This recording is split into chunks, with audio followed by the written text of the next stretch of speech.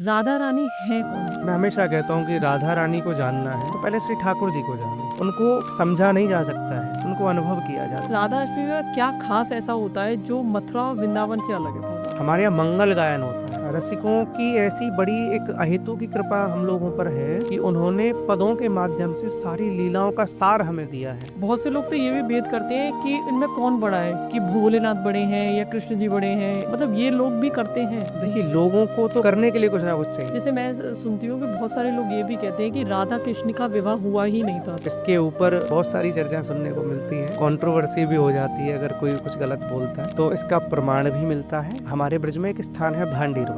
तो ये शादियाँ क्यों नहीं होती है नंदगांव और बरसाना? क्योंकि हम लोगों का ये मानना है कि एक पवित्र जो प्रेम का बंधन है, श्री जी ठाकुर जी का जो संबंध है, वो हमेशा वही रहे और हमें और कुछ नहीं चाहिए। तो जैसे राधा रानी की आप सेवा करते हैं तो आप उनकी लीलाओं से भी बहुत ज्यादा वंचित होंगे कि मतलब जुड़े होंगे। उनकी लीलाएं जो वो दिखाती हैं, तो ऐसी कुछ लीलाएं बताइए हमारे दर्शकों को। ठाकुर जी हमारे यहाँ गोपी रूप में विराजमान है। ठाकुर जी को वहाँ गोपी बनाया हुआ है, क्योंकि जब भी श्री जी से मिलने श्री ठाकुर जी आए हैं तो गोपी रूप में आए हैं। कभी मनहारिन बन के, कभी सुनारिन बन के, तो इस रूप में कोई ना कोई नई गोपी बन के वो आते थे। जैसे राधा रानी मंदिर के कुछ रहस्यों के बारे में आप बताइए। आज एक विस्तृत रूप उस होली को दे दिया है कि बहुत तेज तेज लाठियां मारते हैं, लेकिन उस समय की ये जो लीला है, ऐसा जब पता चलता है श्री ठाकुर जी को कि वहाँ लठियां तैयार हो रही हैं, तो ठाकुर जी अपने बचाव के लिए ढाल तैयार करते हैं। जैसे युद्धों में ढाल देखते हैं ना, बचाव के लिए, ऐसे ही श्री ठाकुर जी ढाल तैयार करते हैं। अगले दिन बरसाना सबसे पहले हमारे यहाँ प्रिया कुंड है, उसे पीली पोखर या पीलू पोखर के नाम से भी जाना जाता है, तो वहाँ आते हैं।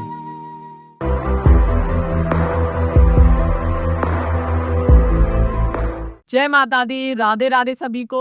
एक बार फिर से आप सभी का एस्ट्रोवेद्या शोज में बहुत बहुत स्वागत है। आज का ये एपिसोड बहुत ही मजेदार होने वाला है, बहुत ही स्पिरिचुअल होने वाला है, क्योंकि आज ये पॉडकास्ट है हमारी राधा रानी के ऊपर। आज आप इस पॉडकास्ट में जानेंगे बरसाना धाम से जुड़े रहस्यों के बारे में, राधा रानी से जुड़े बहुत ही महत्वपूर्ण रहस्यों के बारे में, और इन्हीं सब बातों को बताने इस पॉडकास्ट में आज हमारे साथ मौजूद है श्याम सुंदर गोस्वामी जी, जो राधा रानी मंदिर बरसाना धाम से जुड़े हुए हैं।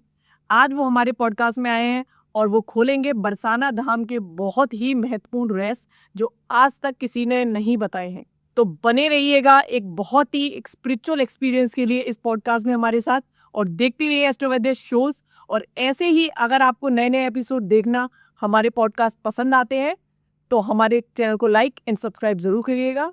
चलिए शुरू करते हैं इस पॉडकास्ट को। बहुत बहुत स्वागत है गोस्वामी जी आपका हमारे पॉडकास्ट में जी, कैसे हैं आप? बस आनंद कृपा श्री जी की जी।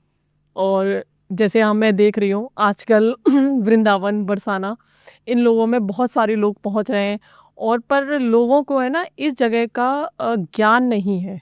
मैं ये देख पा रही हूँ कि वृंदावन का लोगों को ज्ञान नहीं है, बरसाना लोग जा रहे हैं उनको ज्ञान नहीं है वहाँ का, बस पहुँच रहे हैं दर्शन करने के लिए जा रहे हैं, उस जगह की लीलाओं के बारे में, जगह के बारे में ज्ञान नहीं है। तो आज का ये जो एपिसोड है हमारा, इसी के ऊपर रहेगा कि लोगों को वहाँ के बारे में पता चले कि बरसाना है क्या, वहाँ की लीलाएं क्या है, और बरसाना जो धाम है वो किस नाम से जाना जाता है। आज यही सब बातें आज हम आपसे जानेंगे। तो बहुत स्वागत है आपका। मैं भी बहुत ज़्यादा एक्साइटेड हूँ ऐसे एपिसोड के लिए। तो आपसे शुरू करते हैं। सबसे पहले राधा रानी से शुरू करेंगे हम लोग। राधा रानी है कौन? सबसे पहले आप ये बताइए। देखिए, मैं हमेशा कहता हूँ कि राधा रानी को जानना है जी, तो पहले श्री ठाकुर जी को जानो। हमारे यहाँ एक कहावत है कि एक प्राण दो देह, श्री राधा कृष्ण सनेह। श्री कृष्ण ही श्री राधा है और श्री राधा ही श्री कृष्ण है। तो हमारे यहाँ भाव प्रधान है, और भाव के साथ हमारी जो श्री जी हैं वो प्रेम प्रदान करने वाली हैं। उनको समझा नहीं जा सकता है, उनको अनुभव किया जाता है, उनकी कृपा का अनुभव किया जाता है। जो श्री जी ठाकुर जी में भेद करता है, बार बार ये लाइन में दोहराता हूँ हर जगह, जी जी जी, कि कोटि कोटि कल्पों तक वो नरक का भागी बनता है, क्योंकि वो दो नहीं है, वो एक है, एक ही है। जी।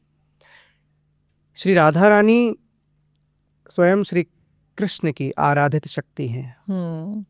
जी। जब श्री ठाकुर जी का मन हुआ कि मैं भी किसी की आराधना करूं, इतना सोचते ही श्री जी प्रकट हो गई। हमारे बरसाने में श्री राधा रानी की सेवा में श्री ठाकुर जी रहते हैं। राधा रानी के चरण तक श्री ठाकुर जी दबाते हैं। जब श्री ठाकुर जी चरण सेवा श्री जी की करते हैं तो श्री जी के नेत्रों में अश्रु रहते हैं। जी जी। क्यों? क्योंकि श्री जी नहीं चाहती कि वो ऐसा करे। वो प्रेम है जी। परंतु श्री जी वो सब करने के लिए तैयार हैं जिसमें श्री ठाकुर जी का आनंद है। अब श्री जी के चरणों की सेवा में मन नहीं है, लेकिन श्री ठाकुर जी चरण सेवा कर रहे हैं। क्यों? क्योंकि श्री जी को पता है श्री ठाकुर जी को आनंद यही में है। ऐसे ही ठाकुर जी भी वो सब करने के लिए तैयार हैं जिसमें श्री जी का आनंद है। जी। जैसे आप अभी बोल रहे हैं श्री जी, तो श्री जी का अर्थ क्या है? हमारे यहाँ श्री कहते हैं जो सब चीजों में संपन्न है, उसे श्री कहा जाता है। तो जो स्वयं श्री कृष्ण की आराधित शक्ति हैं, जो स्वयं पूर्ण परम ब्रह्म है, उनकी भी जो आराधित शक्ति है, जो सभी चीजों में ठाकुर जी 16 कलाओं से परिपूर्ण है, हमारे श्री जी 64 कलाओं से परिपूर्ण है। तो वो एक संपन्न परिपूर्ण है, इसलिए उन्हें श्री कहा जाता है। और जी हमारे संबोधन में रहता है। हमारे यहाँ श्री जी भी कहते हैं, श्री जू भी कहते हैं। ब्रज भाषा में जी को जू कहा जाता है। प्रिया जू हमारे ब्रज की जो भाषा है बड़ी मीठी है, क्योंकि वो श्री जी ठाकुर जी की है। जी जी। तो वहाँ किशोरी जू, प्रिया जू, लाडली जू, तो इन शब्दों से श्री जी को पुकारा जाता है। जैसे मैं जानना चाहूंगी आपसे गोस्वामी जी कि बरसाना राधा रानी मंदिर में राधा रानी को लाडली जी क्यों कहा जाता है? लाडली जी इसलिए कहा जाता है कि आज से करीब 455-56 साल पहले ये ब्रज बिल्कुल नहीं था। इस ब्रज पूरा लुप्त हो चुका था।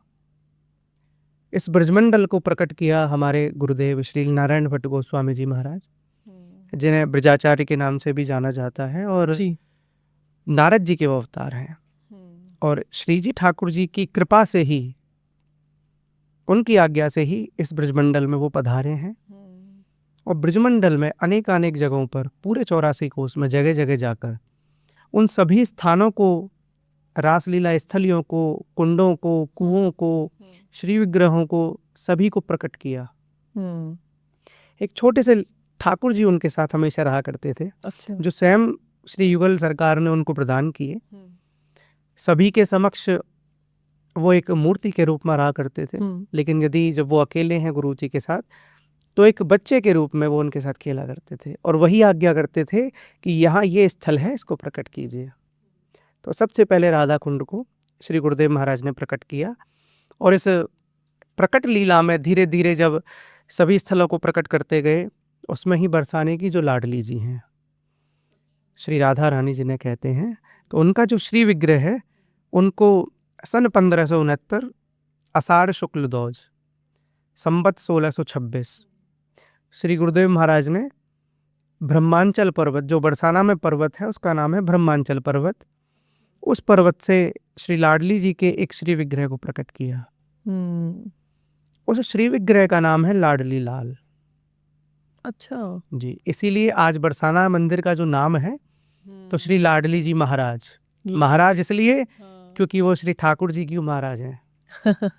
हमारे ब्रज का भाव है। जी जी जी, क्योंकि ठाकुर जी की आराधित शक्ति हैं। क्योंकि ठाकुर जी से पहले भी राधा रानी का नाम लिया, राधे राधे, राधे श्याम, क्योंकि उसमें ठाकुर जी को आनंद मिलता है। जी जी। ठाकुर जी अपनी मुरली में सदैव श्री राधा नाम गुनगुनाते हैं। कहते हैं ना कि ठाकुर जी की ऐसी मुरली बजती थी कि सभी का मन मोह लेती थी, ब्रज गोपियों का मन मोह लेती थी। तो कारण यही था कि श्री राधा रानी का नाम ठाकुर जी अपनी मुरली में लेते हैं। अब वो नाम ही ऐसा है कि यदि कोई लेने लग जाए, राधे राधे कह दिया, तो ये समझ लीजिए कि हो गया काम। तो ये भाव है। जी जी जी। तो राधे राधे अगर कोई जपता है जी, तो उसके अंदर क्या बदलाव आता है? देखिए, श्री जी जब कृपा करती हैं, हमारे ब्रज में भाव प्रधान है। जैसा भाव, जैसा संबंध आप उनके प्रति रखते हैं, उस संबंध को श्री प्रिया जी सदैव निभाती हैं। और हमारा भी ये मानना है, रसिकों का भी ये मानना है कि एक संबंध श्री जी से, ठाकुर जी से अवश्य होना चाहिए। वो संबंध जीवन भर, आप जैसे आप एक नॉर्मल एक रिश्ता निभाते हैं, ऐसे ही उनके साथ निभाइए। वो सदैव आपके साथ रहेंगे उसी रिश्ते के साथ। भाव यहाँ आता है कि हमारे जो नंदगांव बरसाने का भाव है, तो एक परंपरा चली आ रही है 5,500 वर्ष से कि कभी भी एक श्री जी और ठाकुर जी का कभी उनके अलावा कोई संबंध बरसाना नंदगांव में परस्पर नहीं हुआ। अच्छा, नंदगांव और बरसाना दोनों में शादियां ही नहीं होती? शादियां नहीं होती हैं। अच्छा, तो ये परंपरा 5,500 वर्ष से चली आ रही है। हमारे यहाँ एक संबंध है, प्रेम संबंध श्री जी ठाकुर जी का। अच्छा। और उसी परंपरा को आज गुरुदेव महाराज की कृपा से नंदगांव बरसाना परिकर, जो गोस्वामी सेवायत परिकर है, वो इस परंपरा को निभाते आ रहे हैं। जब नंदगांव में उत्सव होता है तो बरसाना सेवायत गोस्वामी समाज उत्सव में सम्मिलित होते हैं। बरसाना में जब कोई उत्सव होता है तो नंदगांव, क्योंकि बिना उनके अधूरे हैं। तो ये शादियां क्यों नहीं होती है नंदगांव और बरसाना? क्योंकि हम लोगों का ये मानना है कि एक पवित्र जो प्रेम का बंधन है, श्री जी ठाकुर जी का जो संबंध है, वो हमेशा वही रहे और हमें और कुछ नहीं चाहिए। अच्छा, ये लोगों के संबंध में ना बदले, केवल जो साक्षात परम ब्रह्म का संबंध वही बना रहे। वही बना रहे। इसीलिए ये परंपरा आज तक चली आ रही है और एक भी रिश्ता आज तक ऐसा नहीं हुआ, ना बरसाना से नंदगांव में, ना नंदगांव से बरसाना में।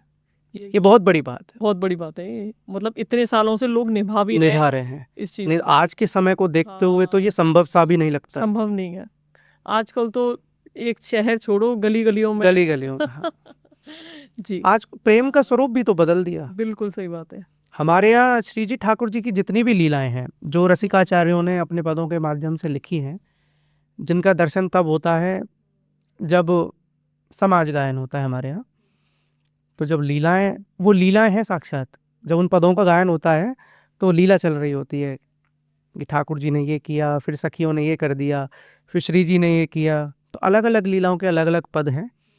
वो पद स्वयं श्री जी ठाकुर जी की कृपा से ही हमारे रसिकाचार्यों ने हमें दिए हैं। उन्होंने वो उस लीला का दर्शन किया है और दर्शन करते हुए उन पदों को लिखा है। तो हमारे लिए सबसे ज़्यादा जो मान्यता है ब्रजमंडल में, हमारे रसिकाचार्यों के पद पदावली है। जी जी जी जी। जैसे मैं जानना चाहूंगी गोस्वामी जी, आप जैसे राधा रानी मंदिर बरसाना के मेन मुखिया हैं, वहाँ नहीं, मुखिया दादाजी हैं। मुखिया आपके दादाजी हैं, पर आप वहाँ पे सेवा करते हैं राधा रानी की।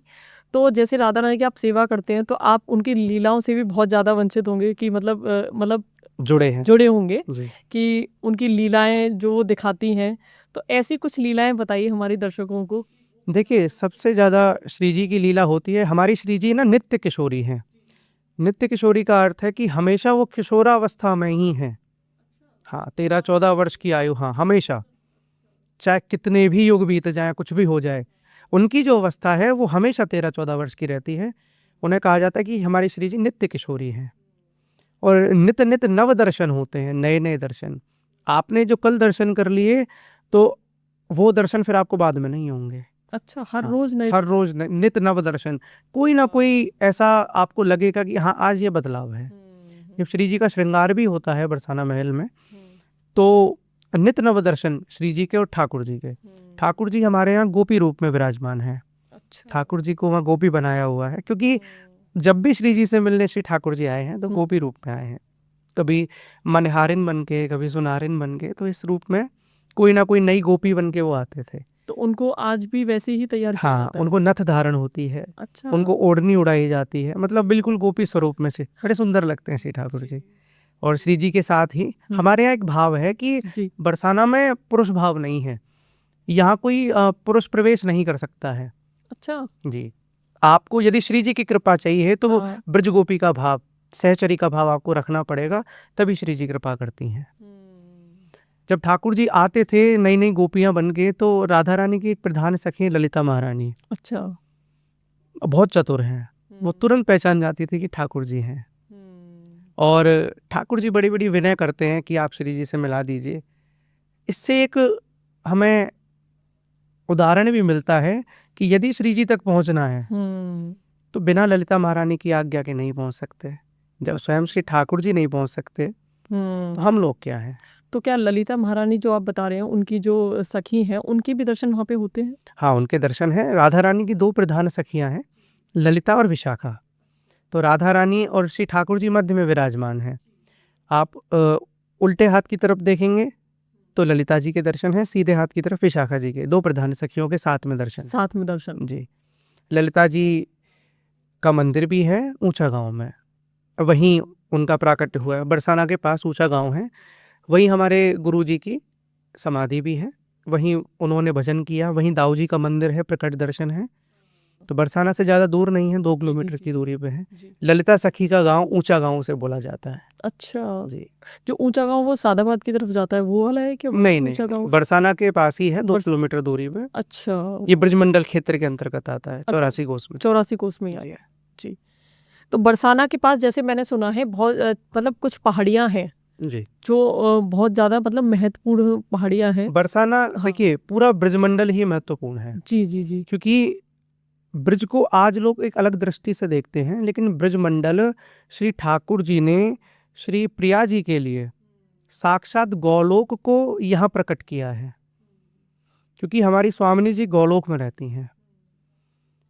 जब लीला करने हेतु श्री ठाकुर जी को यहाँ आना था, उससे पहले ही श्री ठाकुर जी ने यहाँ पर उस गौलोक को इस ब्रजमंडल के रूप में प्रकट कर दिया, जहाँ गिरिराज जी हैं, जहाँ यमुना जी हैं, जहाँ गौ हैं, जहाँ ब्रजवासी हैं। हमारे यहाँ कहते हैं कि हमें बैकुंठ की चाह नहीं है, कहा करूं बैकुंठ ही जाए, जहाँ नहीं नंद जहाँ नहीं यशोदा, जहाँ नहीं गोपी ग्वाल न गाए। तो ये सारी जो चीजें हैं, गोपी ग्वाल गाय, इन सबको ठाकुर जी ने यहाँ प्रकट किया। जी और श्री जी ठाकुर जी कभी इनसे अलग नहीं रह सकते। जी जी जी और ब्रजवासी तो श्री ठाकुर जी के प्राण हैं। जी। कहते हैं श्री ठाकुर जी कि ब्रजवासी बल्लभ सदा मेरे जीवन प्राण, और इन्हें तनक न विसारियो मोहे नंद बाबा की आन। इंद्र ने प्रयास किया था, जब खूब वर्षा की, ब्रजवासियों को मारने तक का प्रयास किया था, तो श्री ठाकुर जी ने राज्य धारण किए थे। तो उसमें हमारे जो रसिकाचार्यों की वाणी है उसमें देखने को मिलता है कि श्री जी की कृपा से श्री ठाकुर जी ने गिरिराज जी को उठाया। श्री जी ने 7 दिन 7 रात तक अपने पलकों पर श्री गिरिराज जी को धारण करके रखा है। नाम श्री ठाकुर जी का हो गया। तो कहने का तात्पर्य है कि वो एक ही हैं जी, उनमें भेद ना करें जी कभी भी दृष्टि ऐसी ना रहे जो दोष दर्शन करे, वो नहीं होना चाहिए। जी। जैसे अभी मैं पहाड़ियों के बारे में बात कर रही थी, पहाड़ियां हैं जैसे भानुगढ़ हो गया, मानगढ़ हो गया, धानगढ़, ये और भी एक और है आपकी विलासगढ़, है ना। तो ये जो 4 पहाड़ियां हैं, इन पहाड़ियों का क्या महत्व है बरसाना में? देखिए ऐसा है कि बड़े बड़े देवताओं के लिए श्री जी ठाकुर जी के दर्शन दुर्लभ हैं। शिव सनकादिक आदि ब्रह्मा आदि के लिए ये सारी चीजें बड़ी दुर्लभ हैं। लेकिन श्री ठाकुर जी की कृपा से स्वयं ब्रह्मा जी उनकी आज्ञा से यहाँ ब्रह्मांचल पर्वत के रूप में विराजमान है बरसाना में। स्वयं महादेव नंदीश्वर पर्वत के रूप में विराजमान है नंदगांव में। हाँ, गिरिराज जी स्वयं श्री कृष्ण हैं, और जो विलासगढ़ हैं ऐसा कहते हैं कि वो स्वयं श्री विष्णु स्वरूप हैं। और इन्हें ब्रह्मा जी के 4 मुखों के रूप में भी जाना जाता है, भानगढ़, दानगढ़, मानगढ़ और विलासगढ़। हाँ, इन्हें 4 वेदों के रूप में भी जाना जाता है कि ये 4 वेद हैं जो वेद स्वरूप यहाँ श्री जी के श्री चरणों में है। अच्छा। और उस ब्रह्मांचल पर्वत के ऊपर हमारी श्री स्वामिनी जी विराजमान जी। इन चारों जगहों की जब नित्य लीला की बात आती है तो श्री जी ने बड़ी बड़ी लीलाएं यहाँ की हैं इन 4 पहाड़ियों पर। हाँ, 4 पहाड़ियों का पूरे ब्रजमंडल में। लेकिन मुख्यतः जो लीला स्थान है वो लीला स्थान गहवर वन है।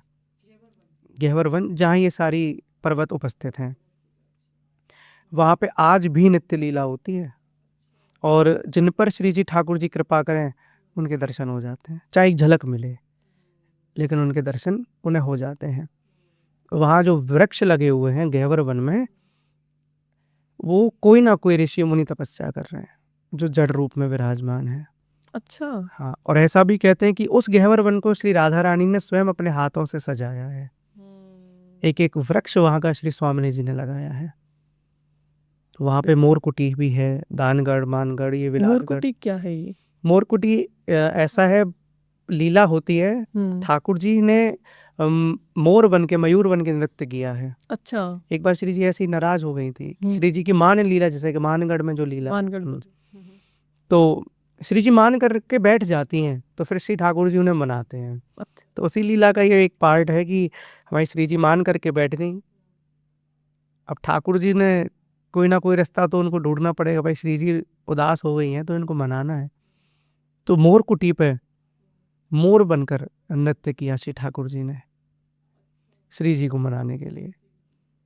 तो वहाँ प्रिया प्रियतम की ये नित्य लीला स्थली, जैसे मैंने बताया, तो मोर कुटी पर एक ये लीला है। वहाँ आज मोर बिहारी लाल के दर्शन है। हाँ, वहाँ अगर आप जाएंगे, बड़े सुंदर मोर स्वरूप में श्री ठाकुर जी के दर्शन होते हैं। और ये लीला केवल और केवल, कहना मैंने पहले कहा कि जिसमें श्री जी को आनंद हो वो सब करने के लिए श्री ठाकुर जी तैयार हैं। चाहे कुछ भी बस श्री जी को आनंद होना चाहिए, उसी रूप में आ जाते हैं वो। हाँ जी। तो मोर बिहारी लाल के दर्शन वहाँ पर हैं। गहवरवन में गहवरवन बिहारी लाल के, तो ऐसे ही अलग अलग मानगढ़ में मान बिहारी लाल के, दानगढ़ में दान बिहारी लाल के। तो ये सभी दर्शन हैं जो ब्रज 84 कोस परिक्रमा में भी आते हैं। अच्छा। वन उपवन गढ़ आदि में भी इनका वर्णन मिलता है। गुरुदेव महाराज का एक ग्रंथ है ब्रज भक्ति विलास, उसमें सभी स्थानों के विषय में उनके प्रणाम मंत्र भी हैं। देखिए, आज हम लोग जाते हैं तो हमें नहीं पता कि वहाँ दर्शन कैसे करना है। हाँ, ये दर्शन करना लोगों को नहीं पता। आता। हर जगह का एक मंत्र है, हर जगह का एक मंत्र है। अच्छा।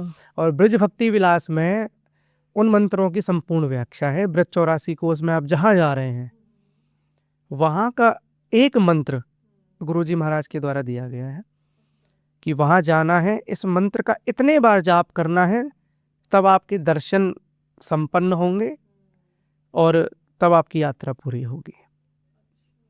आज दर्शन का भाव क्या है? आज दर्शन करने कहाँ लोग जाते हैं? प्रदर्शन करने लोग जाते हैं।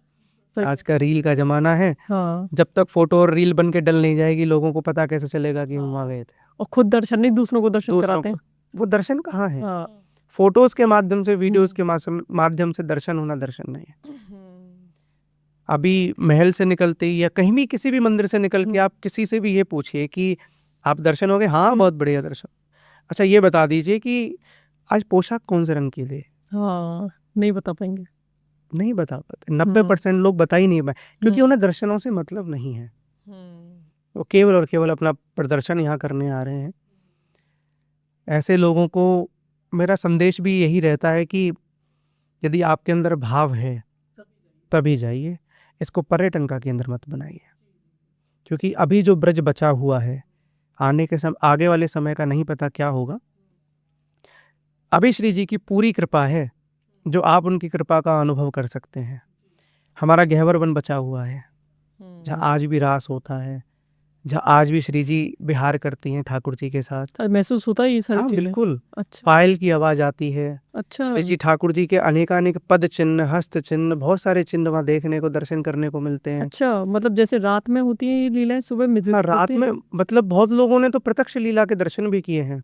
अच्छा। लेकिन ऐसा रहता है जो प्रत्यक्ष लीला के दर्शन करता है फिर वो जीवित नहीं रहता, ऐसा बताते हैं। उसका मतलब वो जीवन मिला किस लिए है? उनको पाने के लिए तो यह जीवन मिला है। जब प्रत्यक्ष लीला के उनको दर्शन हो जाते फिर चाह नहीं रहती कुछ। और जब ठाकुर जी को देख ले महाराज कोई, फिर वो क्या चाहेगा? उन प्राणों की फिर आवश्यकता है क्या हम लोगों को?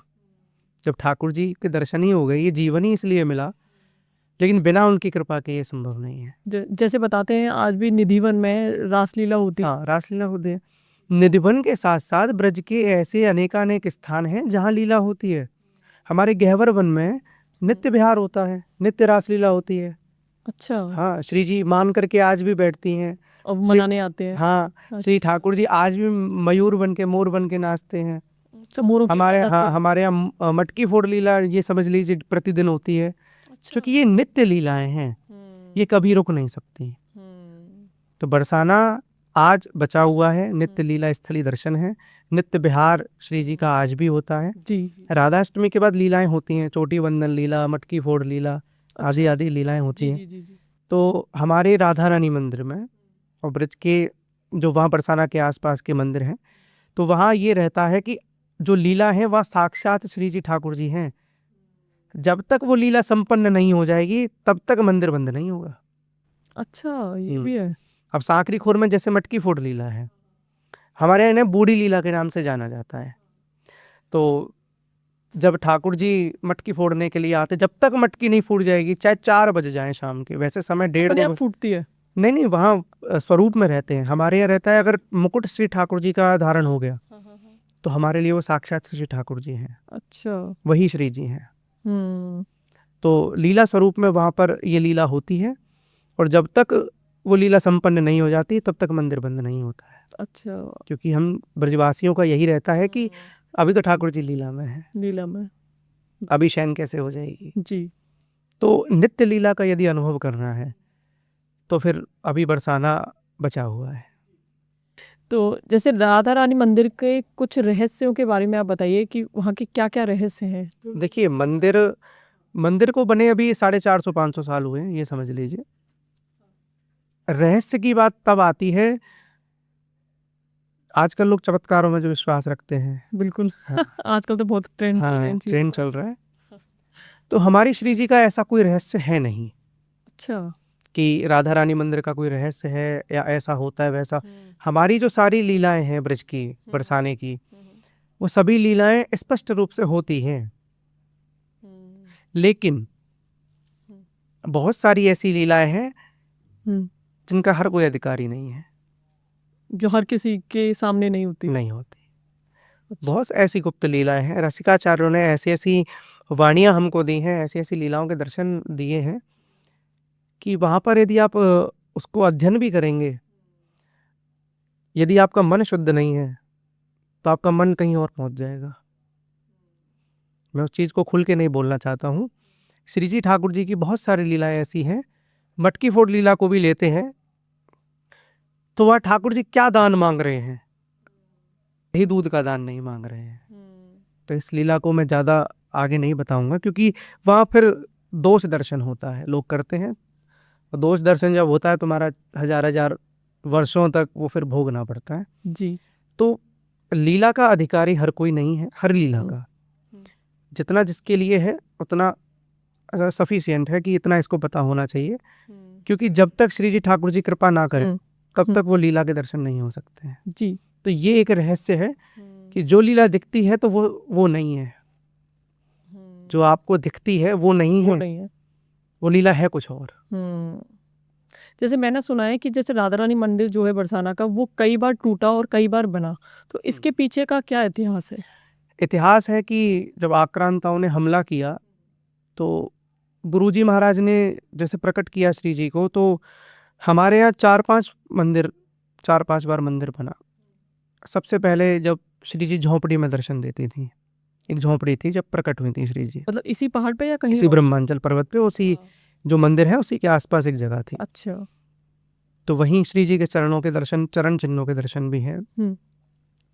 तो झोपड़ी के बाद ऐसा जो लोक कथाएं हैं उसमें आता है कि एक लखा बंजारा था। तो लाखा बंजारा जो था उसके बाद बहुत धन संपत्ति थी और बहुत दानी था जी। उसने बहुत दान भी किया ब्रजमंडल में, अनेकानेक जगहों पर उसने बनवाए। ऐसे ही श्री जी का एक प्राचीन मंदिर हमें देखने को मिलता है सबसे पहले। वो कहाँ पर है? वही है, बिल्कुल मंदिर के बगल में। हमारा जहाँ श्री जी विराजमान है वो 5वां महल उसे कहते हैं। हाँ, सबसे पहला लखा बंजारे द्वारा मंदिर बनवाया गया, जो एक प्राचीन कला में बना हुआ था।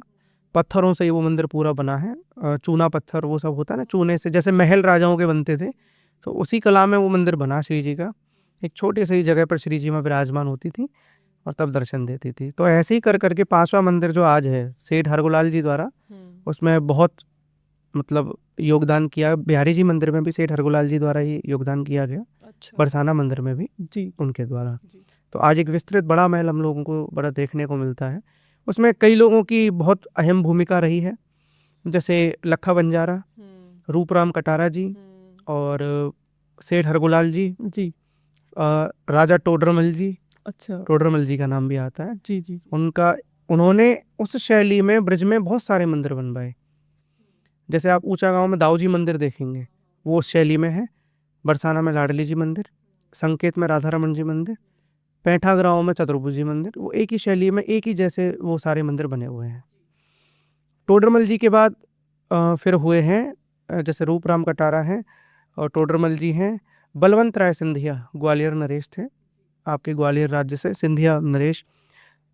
तो एक बार श्री जी ऐसा हुआ कि यहाँ पे आक्रमण होने वाला था बरसाना में। अच्छा। सुना कि वो सारी मूर्तियों को तोड़ते हुए आ रहे हैं, सारे मंदिरों को ध्वस्त करते हुए आ रहे हैं। यहाँ पर जब सूचना पहुंची तो उस समय जो सेवायत थे हमारे पूर्वज श्री लाडली जी के श्री विग्रह को लेके ग्वालियर पहुंचे। अच्छा। सिंधिया जो परिवार है ग्वालियर में, जी जी वहां पर जी। कुछ दिन श्री जी वहां रही। श्री जी का जो प्राकट्य स्वरूप है, वहां से आने के बाद वहां पर भी फिर ये रहा कि जो ग्वालियर नरेश हैं उनका ये मन था कि अब श्री जी यहीं रहें। जैसे बहुत आप दर्शन करते हैं, राजाओं ने जो श्री विग्रह उस समय बचाए थे तो फिर वो उनके महल में ही वहीं मंदिर बन के विराजमान रहे। आप जैसे देखते हैं जयपुर में गोविंद देव जी हैं, गोपीनाथ जी, ये सारे दर्शन जो देखने को मिलते हैं। करौली में मदन मोहन जी हैं, तो ये वहीं रहे। ऐसा प्रयास श्री जी को रखने का भी हुआ। अच्छा। कि श्री जी का जो श्री विग्रह है इसकी सेवा यहीं हो और यही मंदिर बड़ा भव्य मंदिर बनेगा और यहीं होगी।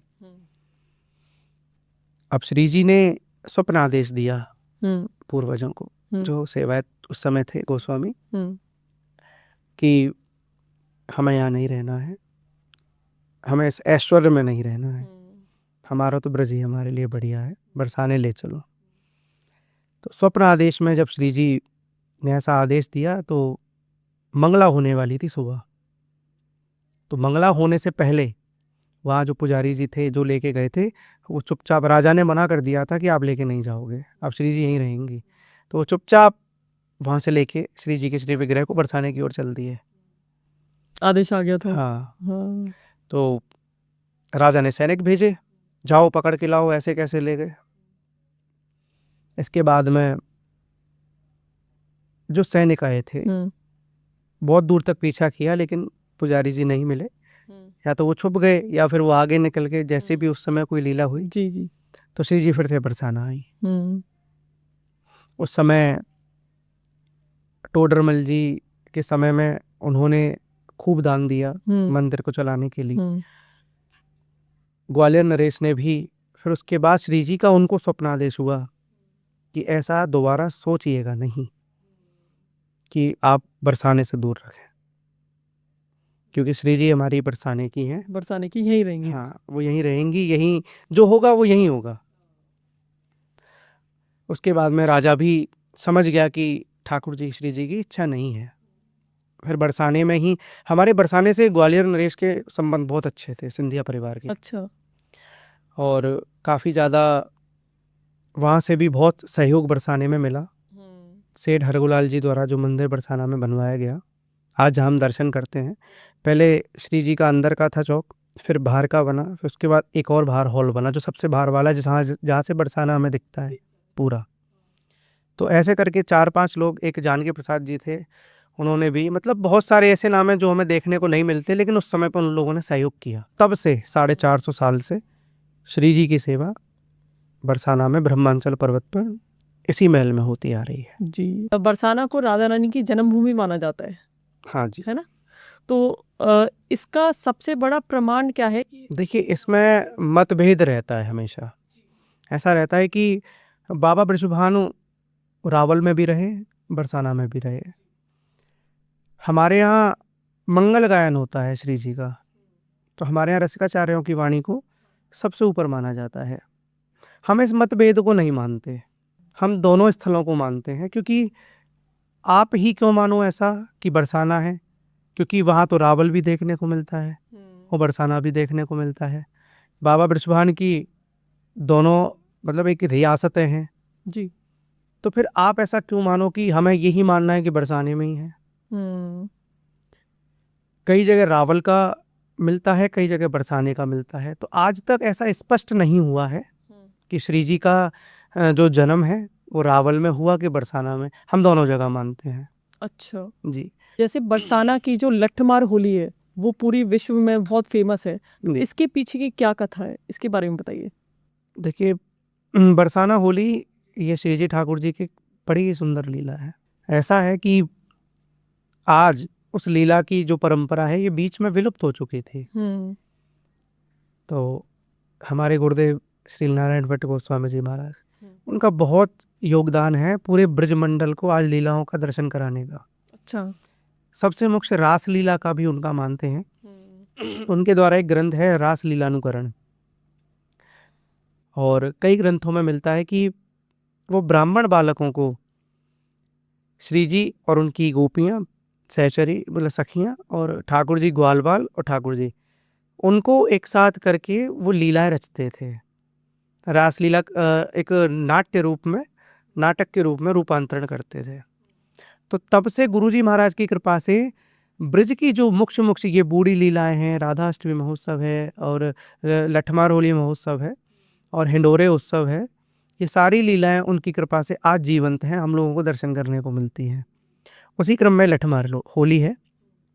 श्री ठाकुर जी अपने ग्वाल वालों के साथ बरसाना आते हैं।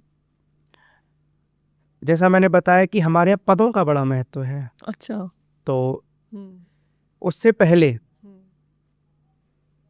बरसाने से निमंत्रण जाता है नंदगांव के लिए, जो ब्रज गोपियां हैं। अच्छा, जब भी लठमार होली होती है हाँ उससे जी, पहले? उससे पहले हर साल? अष्टमी के दिन हर साल। अच्छा। फागुन शुक्ल पक्ष अष्टमी को हाँ। श्रीधाम बरसाना से नंदगांव निमंत्रण जाएगा। अच्छा। और निमंत्रण जाने के बाद में वहां पर खूब उत्सव होता है, और उत्सव होने के बाद में वहां से यह सूचना आती है, वहां के जो हमारे यहाँ पाड़ा बोलते हैं उसे, तो वो सूचना लेकर बरसाने आता है कि ठाकुर जी ने निमंत्रण स्वीकार कर लिया है। तो हमारे यहाँ एक पद होता है, नंदगाम को पाणो ब्रज बरसाने आए। उस पद में उसके बाद में एक ब्रज की जो गारी है, हमारे गारियों का बड़ा महत्व है, हम श्री ठाकुर जी को भी गालियां देते हैं जी। तो उसमें एक पद होता है, गावे दे दे तारियां हो ब्रज की नारियां सुखमाए। मतलब ताली दे दे के ब्रज की जो ब्रज गोपियां हैं वो श्री ठाकुर जी को गाली सुना रही हैं। अच्छा। तो तेरी बहन छैल छिदकारी बाकी श्री दामा थे यारी, ऐसे करके मतलब एक शुद्ध भाव में, पवित्र भाव में, हाँ, श्री ठाकुर जी को बड़ी सुंदर, ठाकुर जी वाह वाह करते हैं। तो ऐसे करके श्री दामा राधा रानी के भाई हैं कि आपकी जो बहन है वो हमारे श्री दामा को ब्याई हैं, ऐसे करके उनको सुनाते हैं। तो एक हमारे गारी का भाव है। तो नंदगांव से ही जब निमंत्रण आ जाता है तो बरसाने में लड्डुओं की बारिश होती है। तो उस दिन को हम एक लड्डू होली के रूप में मनाते हैं। आपने देखा है लड्डू होली और लठमार होली, हाँ, ये बहुत फेमस है। हाँ, तो लड्डू होली इसी उत्सव के रूप में मनती है कि नंदगांव से निमंत्रण स्वीकार हो गया है। तो सब खुश होते हैं कि अब कल ठाकुर जी आएंगे, बढ़िया बढ़िया लठियान ने भैया तैयार कर लो, ठाकुर जी छेड़वे के काजे। आज एक विस्तृत रूप उस होली को दे दिया है कि बहुत तेज तेज लाठियां मारते हैं, लेकिन उस समय की ये जो लीला है, तो ऐसा जब पता चलता है श्री ठाकुर जी को कि वहाँ लठियां तैयार हो रही हैं, ठाकुर जी अपने बचाव के लिए ढाल तैयार करते हैं। जैसे युद्धों में ढाल देखते हैं ना, बचाव के लिए, ऐसे ही श्री ठाकुर जी ढाल तैयार करते हैं।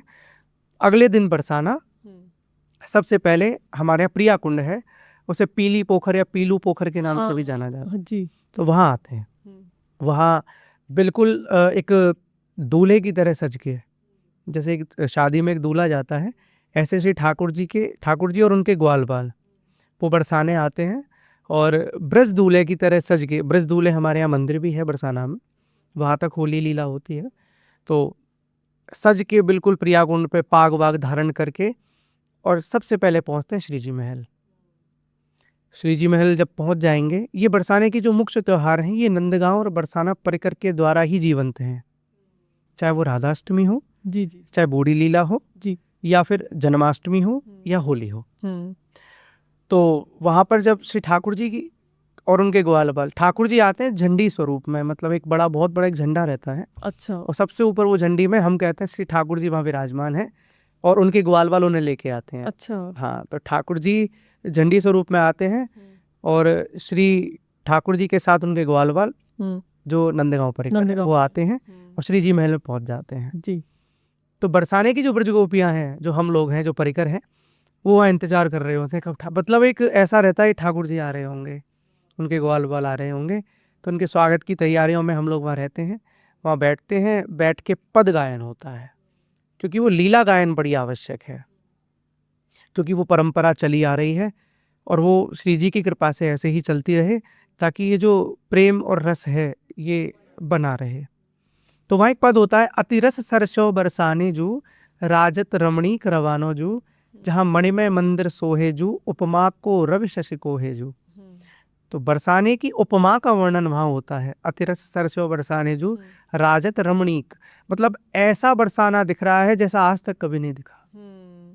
जहाँ मणि में मणियों के तो मंदिर महाराज वहाँ चमक रहे हैं, ऐसे मंदिर सो रहे हैं, देखने को दर्शन करने को मिल रहे हैं कि सारी मणियां एकत्रित करके और वहां मंदिर बनाए गए हों जी।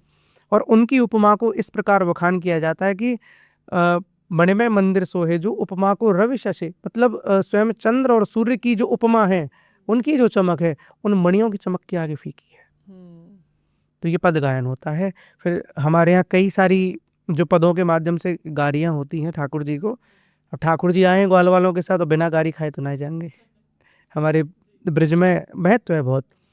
तो वहाँ पर ठाकुर जी को गाली दी जाती है, सुनाई जाती है, ठाकुर हम गारी दे में ब्रिज गोपियाँ और ठाकुर जी वाह वाह करें। अब वाह वाह करने के बाद लास्ट में एक आशीष की एक लाइन हम कहते हैं कि चिरजियो यह रस जोरी, नंद नंदन भानु किशोरी। कि ये जो युगल जोड़ी है श्री राधा रानी की श्री ठाकुर जी की, ये सदा सदा ऐसी चिरायु बनी रही है और हम सब ब्रजवासी हम यह परिकर नित्य आरस को आस्वादन करते रहें। तो ये हमारा एक श्री ठाकुर जी के लिए भाव रहता है, श्री जी के लिए भाव रहता है।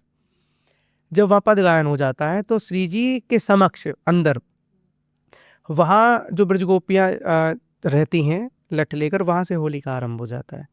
सबसे पहले वहाँ होली होती है, ब्रजगोपियाँ ठाकुर जी को ग्वाल वालों को छेड़ती हैं, वो बचाव करते हैं।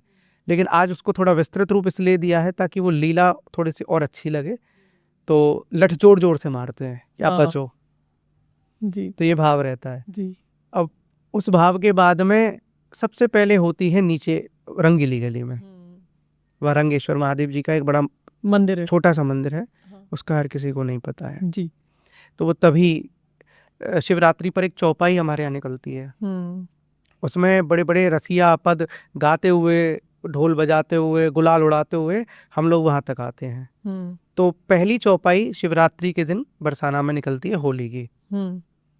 तो उसमें बड़े बड़े सुंदर सुंदर पद होते हैं, ढप बाजोरे छैल मत वारे को और फगुआ दे मोहन मत, मतलब एक से एक पद उसमें होते हैं जो हमारे रसिकाचार्यों ने हमें दिए हैं। यही ब्रज की होली का असली आनंद है। वो करते हुए प्रथम चौपाई होती है शिवरात्रि के बाद में, जब होली का जो उत्सव है तो रंगीली गली तक वो वहाँ से खेलते हुए आते हैं मंदिर से। रंगीली गली में प्रथम होली होती है सूर्यास्त होने के बाद, वही परंपरा, मतलब सूर्यास्त के बाद होली नहीं होती है, सूर्यास्त के बाद जयकारा लगता है, लाडली लाल की जय, नंद के लाल की जय, और वो कह के फिर वो जाते हैं। तो हम लोग थोड़ा मायूस हो जाते हैं कि हमारी जो ये होली है कि ऐसा क्यों हो गया कि ये खत्म हो गई, चलती रहती, ये चलती रहनी चाहिए, आनंद आता है इतना ज्यादा। तो उसके बाद में अब होली हो गई, अब अगले दिन हम लोग नंदगांव जाते हैं। अच्छा, बरसाना के बरसाना से, हाँ। जो ब्रजगोपियाँ, वहाँ का भाव ये है कि अब होली ठाकुर जी ने खेली, अब हमें फगुआ चाहिए। फगुआ क्या होता है? फगुआ एक जैसे हम आज भी होली खेलते हैं तो एक मिठाई के रूप में कोई दी जाती है। अच्छा। हम जब नंदगांव जाते हैं तो हमें भी फगुआ के रूप में वहाँ से पहले जो परंपरा थी, धन धान्य मिष्ठान फल आदि वो सब दिए जाते थे। अच्छा, कि ये फगुआ है ब्रजगोपियों का। अच्छा, कि हम कल खेलने आए थे और आपका ये फगुआ, वहाँ पद होता है। वहाँ मध्य में बैठ के नंद महल में श्री ठाकुर जी के सामने पद होता है कि फगुआ मिस ब्रज सुंदरी जसुमत गृह आई। तो फगुआ मांगने के लिए यशोदा मैया के पास जो ब्रज सुंदरी हैं, ब्रज गोपियाँ हैं, वो वहाँ पहुँचती हैं। यशोदा मैया खूब उनको फगुआ देती हैं। फगुआ का भाव यही है कि जो भी यशोदा मैया धन धान्य जो भी देना चाहें, फल है, मिष्ठान है, सब कुछ जो ब्रज गोपियाँ मांग रही हैं उस समय। आज भी ब्रज में ये है प्रथा? हाँ, फगुआ की परंपरा आज भी है। मैं ये जानना चाहूंगी, जैसे राधा अष्टमी जो पर्व आता है बरसाना में, राधा अष्टमी में क्या खास ऐसा होता है जो मथुरा और वृंदावन से अलग है बहुत ज्यादा? देखिए, राधाष्टमी का जो एक संपूर्ण वर्णन हमें मिलता है जी। हमारे यहाँ मंगल गायन होता है। रसिकों की ऐसी बड़ी एक अहेतु की कृपा हम लोगों पर है कि उन्होंने पदों के माध्यम से सारी लीलाओं का सार हमें दिया है।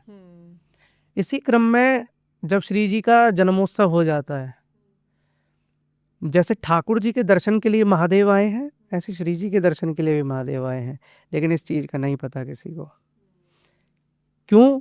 क्योंकि बहुत सारी चीजें हैं जो अप्रकट हैं, जिन्हें प्रकट करना हमें भी नहीं लगता कि सही है। आज का जो समय चल रहा है, तो हमें अब लगता है कि ज्यादा चीजों को प्रकट ना करें तो ही बढ़िया है, क्योंकि उस भाव को ऐसा लोग बदल कर रख देते हैं हाँ, कि शब्द नहीं है उसके लिए कहने। समझ नहीं पाते हैं लोग उस भाव को, हाँ, भाव उनके समझ से परे है। परे है। तो ऐसा लगता है कि किसी मूर्ख के सामने ये बात कह दी और वो इसका पता नहीं क्या सोचेगा। हाँ, सही बात है। इसीलिए बहुत सारी ऐसी लीलाएं मैंने बताया कि उनके सामने प्रकट नहीं की जाती हैं। जी जी जी। अब जैसे कि महादेव आते हैं हाँ, श्री जी के दर्शन के लिए भी, सबको ये पता है कि ठाकुर जी के तो दर्शन किए हैं, लेकिन किसी को ये नहीं पता कि श्री जी के भी दर्शन के लिए आए हैं।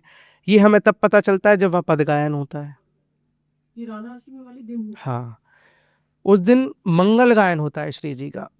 अब एक ये ऐसा विशेष पद है जो मेरे हिसाब से सभी पदों में सबसे बड़ा है, और उसमें ये पद श्री वृषभान के हों आंगन मंगल भीर, देश देश ते भिक्षुक आए पड़त विरद आभीर, जन्म सुन्यो श्री कुंवरी को और भिक्षुक आए धाए, देश देश ते गुण अपने लाए वेश बनाए। ये 2 घंटे में ये पद गायन होता है, पूरा लगातार गायन होता है इसका। नंदगांव बरसाना परिकर आमने सामने परस्पर बैठकर इस पद को, और जब ये पद गायन होता है सब सुध बुध भूल चुके होते हैं। ऐसी इस संसार की क्या ब्रह्मांड की कोई ऐसी एक वस्तु देवी देवता ऐसा नहीं है जो उस समय श्री जी के दर्शनों के लिए लायक ना हो। अच्छा, जैसे मैं सुनती हूँ कि बहुत सारे लोग ये भी कहते हैं कि राधा कृष्ण का विवाह हुआ ही नहीं था। तो नहीं, इसके ऊपर बहुत सारी चर्चाएं सुनने को मिलती हैं, कंट्रोवर्सी भी हो जाती है अगर कोई कुछ गलत बोलता है। तो इसका प्रमाण भी मिलता है। हमारे ब्रज में एक स्थान है भांडीरवन, वृंदावन के पास, माट के पास। जी जी। वहाँ स्वयं ब्रह्मा जी ने श्री राधा रानी और श्री ठाकुर जी का विवाह कराया है। इसका प्रमाण मिलता है ब्रह्म वैवर्त पुराण और गर्ग संहिता आदि में। अच्छा, इन दोनों पुराणों में इसका वर्णन है? बिल्कुल वर्णन है। अच्छा, तो ये झुकलाया नहीं जा सकता। हाँ, बहुत सारे लोग कहते हैं शादी हुई नहीं थी, वो तो बस नहीं, हमारे यहाँ संबंध एक ही है, हम फिर कह रहे हैं नंदगांव और बरसाने का, और इससे ऊपर हमारे लिए कुछ नहीं है। इसका ग्रंथों में भी वर्णन मिलता है। बरसाना में और कौन सी ऐसी जगह है या उनके ऐसे क्या रहस्य हैं जो लोगों को अभी तक नहीं पता है, उनके बारे में आप बताइए। वैसे बताने का मन नहीं होता है क्योंकि आज जिस प्रकार प्रदर्शन की भीड़ बढ़ रही है ना, जी जी, तो अब लगता है कि ये सारी चीजें गुप्त रहनी चाहिए। मतलब जैसे जो लोग दर्शन करने आ रहे हैं बरसाना दर्शन के लिए आज मुख्य स्थली अभी बरसाना जैसे आ रहे हैं, हाँ, तो हमारे यहाँ अगर सारे दर्शन अधिकतम कर लेने हैं, हाँ, तो बरसाना में परिक्रमा जरूर कीजिए, गहवर वन की परिक्रमा। घेवर वन की परिक्रमा करनी है।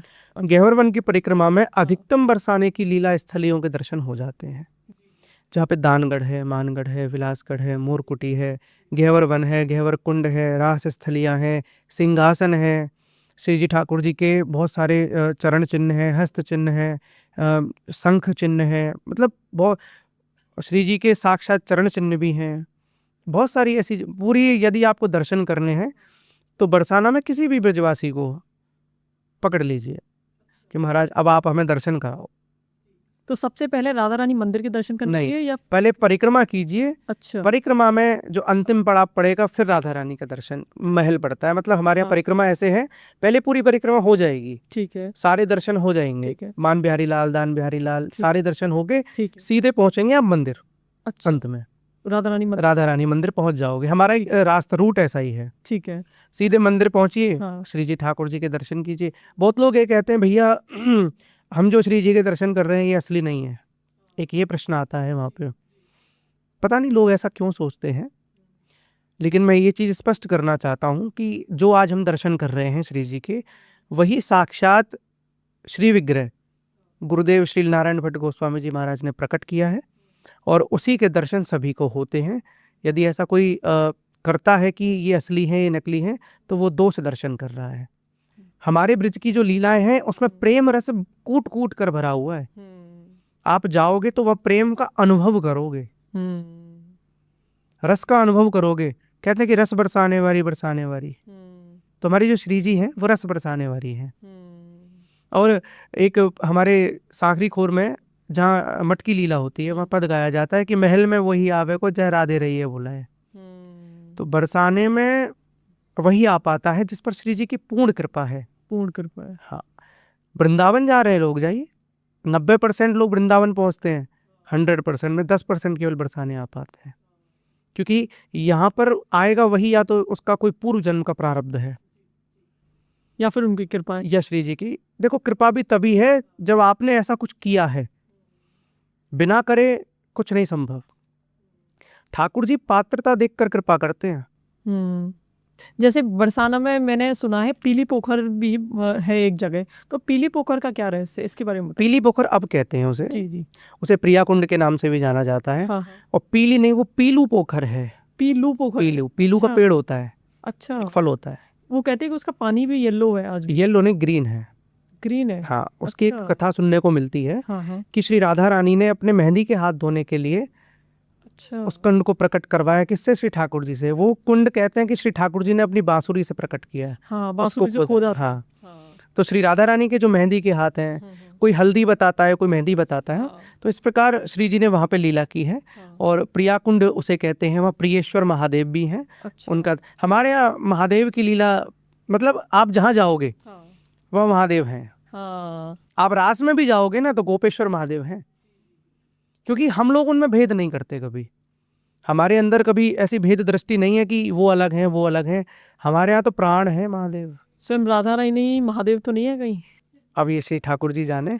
तो ये सारी चीजें, देखिए, कई चीजें होती है नहीं प्रकट करनी चाहिए किसी के समक्ष, फिर कहेंगे क्या प्रमाण है। हाँ, प्रमाण क्या है। कुछ चीजें होती हैं लीला अनुभव करने के लिए, वो आप तक सीमित रहे तो ज्यादा बेहतर रहता है। बहुत से लोग तो ये भी भेद करते हैं कि इनमें कौन बड़ा है, कि भोलेनाथ बड़े हैं या कृष्ण जी बड़े हैं, मतलब ये लोग भी करते हैं।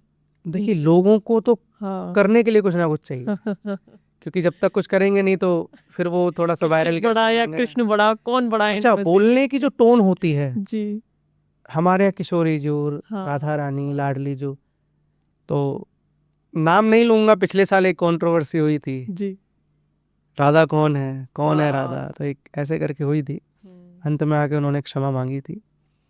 तो लोग नाम लेने से पहले ये नहीं देखते कि हम नाम ले किसका रहे हैं। बिल्कुल, कि भगवान के नाम पे आप कंट्रोवर्सी फैला रहे हो, कर रहे हो केवल किस लिए? कि हमारा थोड़ा सा नाम हो जाए, हमारा थोड़ा सा वायरल हो जाए, फॉलोअर्स बढ़ जाए।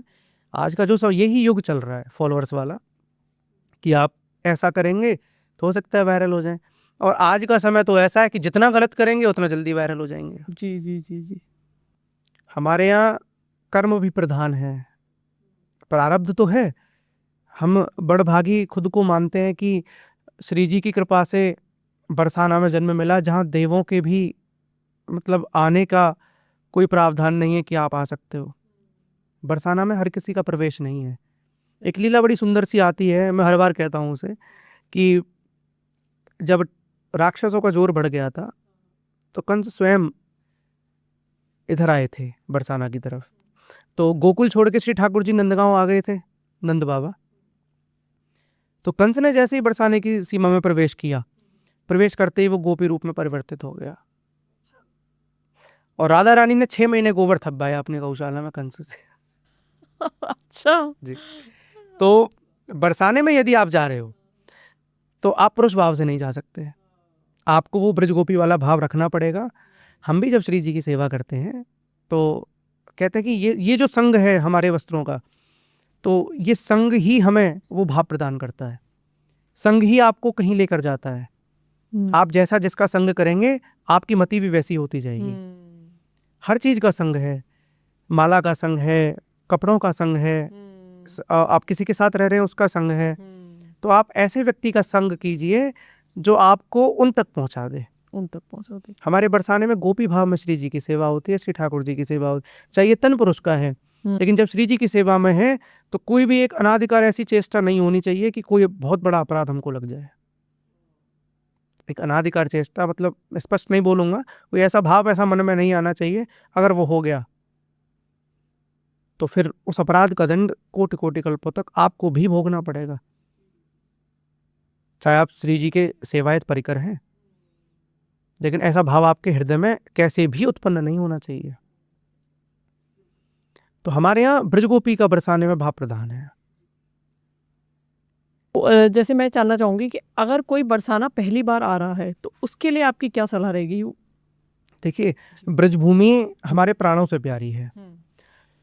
सबसे पहले जब ब्रजभूमि आते हैं तो सबसे पहले दंडवत प्रणाम ब्रजभूमि को करना चाहिए जी, क्योंकि ब्रज की रज में स्वयं श्री ठाकुर जी श्री जी का स्पर्श है।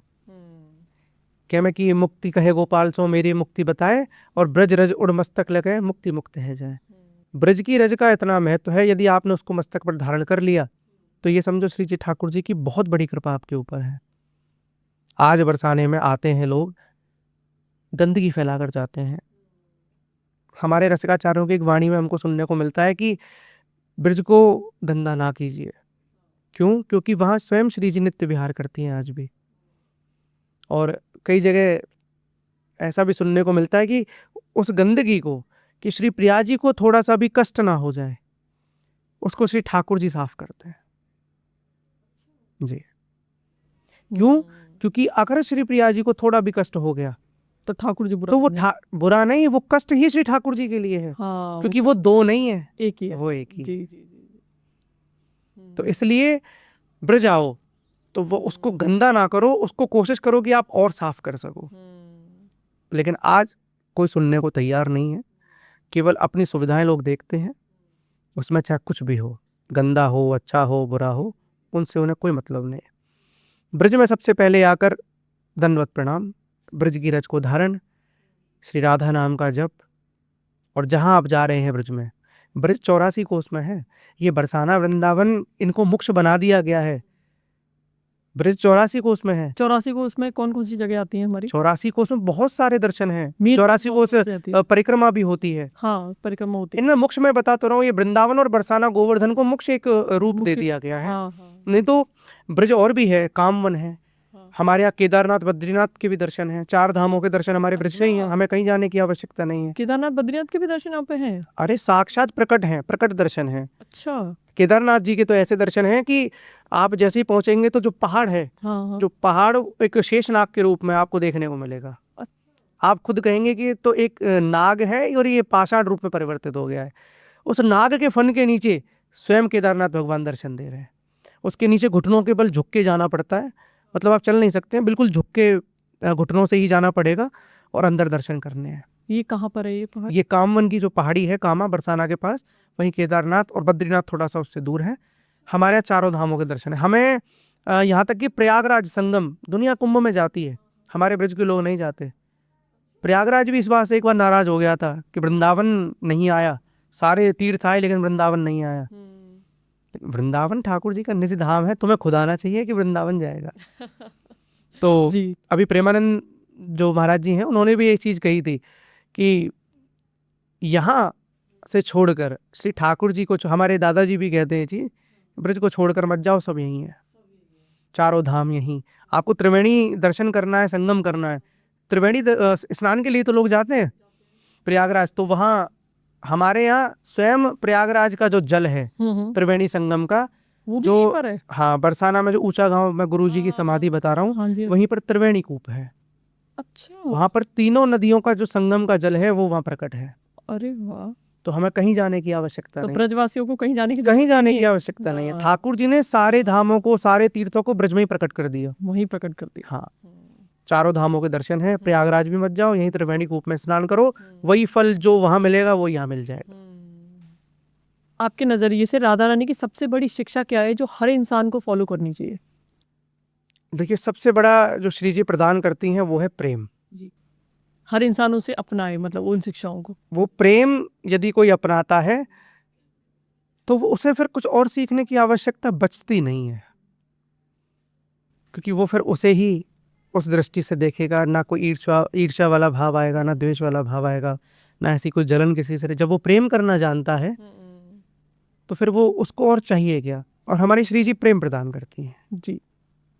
तो इससे बड़ा और किसी को कुछ चाहिए तो मेरे हिसाब से और ऐसा कुछ है नहीं। मतलब किसी के भी प्रति आप प्रेम का भाव रखिए, शुद्ध भाव रखिए। विलासगढ़ की एक लीला है, हाँ सॉरी दानगढ़ की, हाँ दानगढ़ की यही लीला है। हाँ। ठाकुर जी श्री जी से प्रेम का दान मांग रहे हैं, वो और कुछ नहीं चाहते।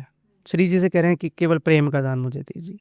जब ठाकुर जी मांग रहे हैं तो इससे बड़ा और क्या होगा। यही शिक्षा है राधा रानी की। सबसे प्रेम करो, सबसे प्रेम कीजिए जी, सबसे प्रेम कीजिए, जी। प्रेम का भाव रखिए, प्रेम का प्रेम से बोलिए। बिल्कुल। जी।